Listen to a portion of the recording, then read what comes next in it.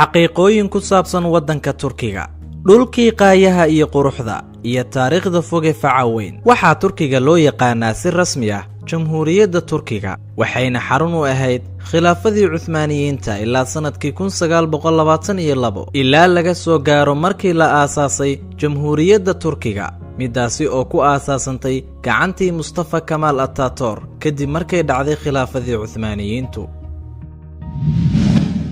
sanadkii 1922 Moxamed Asaadis ayaa xukunka laga qaaday iyadoona Mustafa Kemal Atatürk uu khilaafada ugu dambeynba ka saaray meesha sanadkii 1924.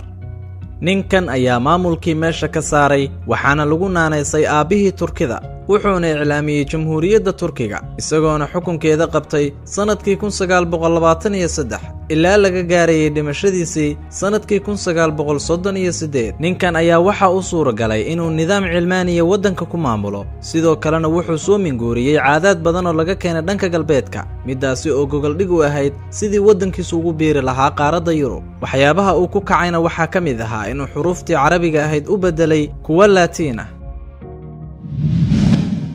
Turkiya ayaa waxay ku jirtaa darajada 37 caalami ahaan marka laga hadlayo dhanka bedka ama masaaxada ee dawladaha caalamka, waxaana saddex dhinac kaga wareegsan bado, waxaana lagu qadaraa dadka degan waddankaasi 76 milyan oo qof.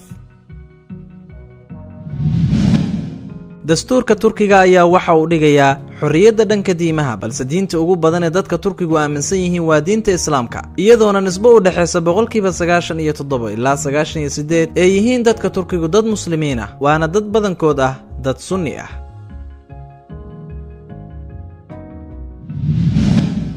ciidamada qalabka sida ee waddanka Turkiga ayaa loo qadariyaa ciidamada labaad ee hubeysan ee ugu weyn marka laga hadlayo waqooyiga Atlantikada, waxaana darajada koobaad ku jira ciidanka qalabka sida ee waddanka Mareykanka. ciidanka ayaa ah kuwa aad u awood badan oo dhinacyo badan ka dhameystiran. marka la joogo waddanka Jarmalka, jaaliyadda ugu badan ee halkaas ku dhaqan waa dadka Turkida ah, iyagoona ku dhow 4 milyan oo qof. kuna darso waxaa kaloo jira jaaliyado Turki ah oo ku dhaqan wadamada Ingiriiska, Kanada iyo Australia. Jamhuuriyadda Qubrus ee waqooyiga ma ictiraafsana dawlad ka mid ah dawladaha caalamka ilaa Turkiga mooyee.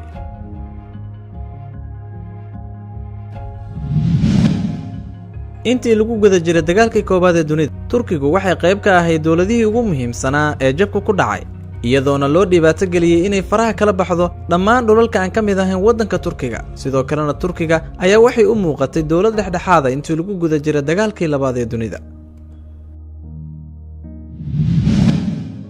dawladda Turkiga ayaa waxay ku guuleysatay inay hoos u dhigto nisbada shaqo la'aanta ilaa darajo gaaraysa 9.1%.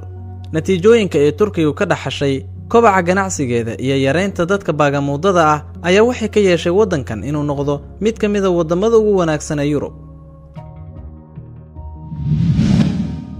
waxyaabaha ugu muhiimsan oo ay warshadaha waddanka Turkigu soo saaraan waxaa ka mid ah waxyaabaha dunta ka samaysan, cuntooyin kala duwan, cabitaano, gawaari iyo waxyaabo kale oo la mid ah, iyadoona caalami ahaan waddanka Turkigu darajada 3aad kaga jiro soo saaridda waxyaabaha dunta ka samaysan kadib marka laga yimaado labada dawladood ee kala ah Talyaaniga iyo weliba Jarmalka. khayraadka macdanta la xiriiro ee laga helo dhulalka Turkiga waxaa ka mid ah dhagaxyada qaaliga ah, biraha noocyadooda kala duwan, nuxaasta, fidada iyo macdan kale oo badan. sida Turkiyaba loogu tiriyo mid ka mid ah dawladaha ugu waaweyn ee soo saara macdanta kroomka ee caalamka.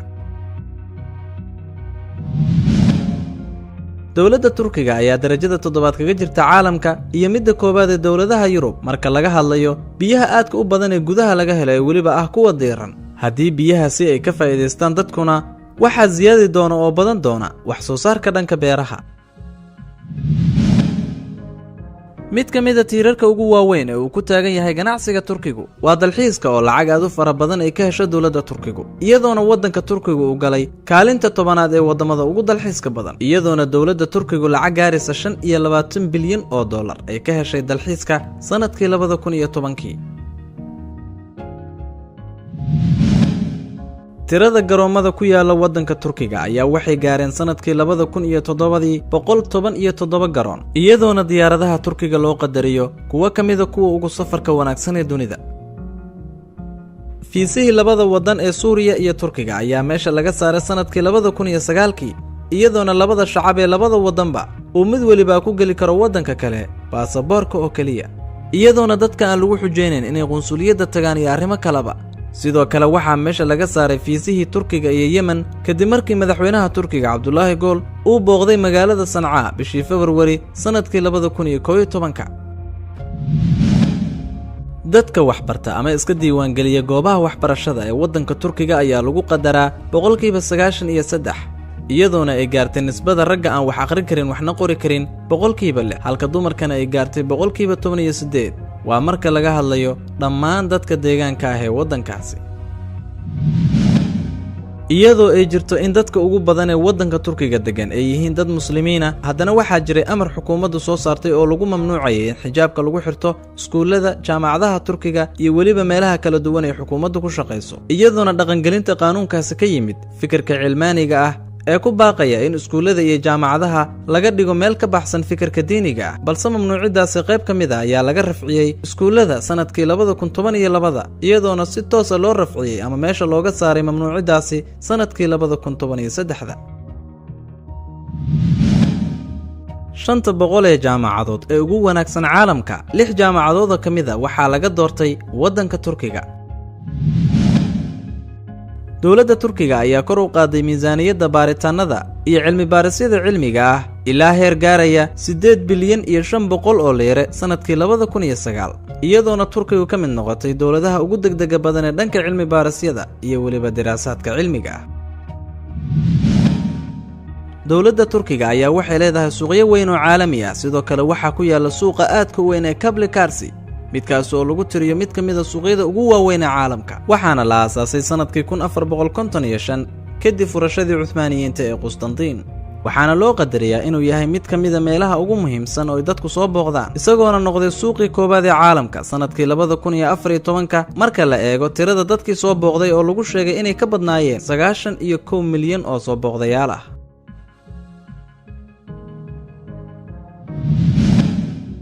waddanka Turkiga ayaa waxa uu leeyahay meelo badan oo taariikhi ah iyadoona ay ku yaalaan wax ka badan 13 meel oo ay dadku soo booqdaan sidoo kalena ah meelo taariikhi ah iyadoona meelo badan oo kamid ah meelahan taariikhiga ah ay kaydisay hay'adda UNESCO Turkigu waa dawladdii ugu horeysay oo la timid ubaxa Toolib Cuthmaaniyiinta ayaa ahaa kuwii sahlay in ubaxan la keeno Yurub qarnigii 16aad iyadoona xilligii Cuthmaaniyiintu ku caanbaxay casrigii ubaxa Toolib luuqadda Turkigu waa mid aad u fudud mana aha luuqad adag siday aaminsan yihiin dad badan sababtoo ah waxay u dhowdahay luuqadda Carabiga iyadoona 70% horaan ay ku jireen erayo badan oo laga soo minguuriyay ama laga keenay luuqadda Carabiga magaalada ugu weyn waddanka Turkiga ee deegaan ahaan waa magaalada Istanbul iyadoona degan yihiin dad u dhaxeeya 14 ilaa 18 milyan oo qof waana magaalada ugu weyn ee waddanka Turkiga oo ay degan yihiin dad ku dhow dadka degan waddanka Belgiumka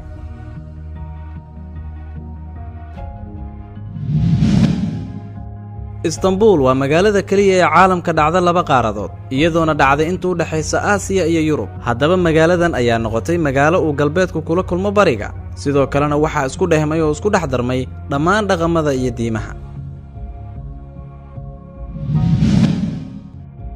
Istanbul ayaa waxay caasimad u noqotay 3 imbaraatoriyadood oo waaweyn oona kala ah Roomaaniyiintii Byzantiniyiintii iyo waliba khilaafadii Cuthmaaniyiinta Turkiga ayaa waxaa ka dhacay inqilaabkii ama afgambigii ugu waqtiga gaabnaa isagoona waqtigiisu ku koobnaa oo kaliya 6 saacadood midkaasi oo ahaa inqilaabkii fashilmay ee lagu ridi rabay Rajab Tayyip Erdogan Ankara ayaa waxay ahayd caasimadda waddanka Turkiga ilaa sanadkii 1923 ee ma ahan Istanbul sidii dad badan aaminsan yihiin xeebta badda madow ee Turkiga ayaa sii dhirirsan ilaa masaafo gaaraysa 1650 kilomitir waxayna la eg tahay masaafadaasi masaafada u dhaxaysa magaalooyinka Berlin iyo Paris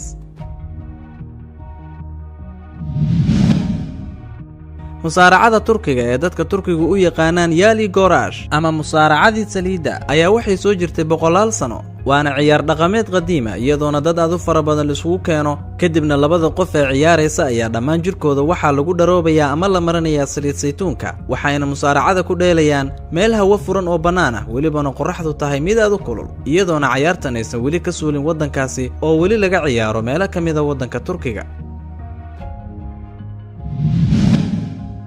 dadka turkiga ayaa lagu sheegaa inay yihiin dadka ugu badan ee caalamka adeegsada Facebooka. waad ku mahadsan tahay daawashada muuqaalkan. fadlan haddaad nagu cusub tahay subscribe oo rukumo kanaalka, kadibna furo gambaleelka si ay kuu soo gaaraan wax waliba oon halkan soo gelino. mahadsanid.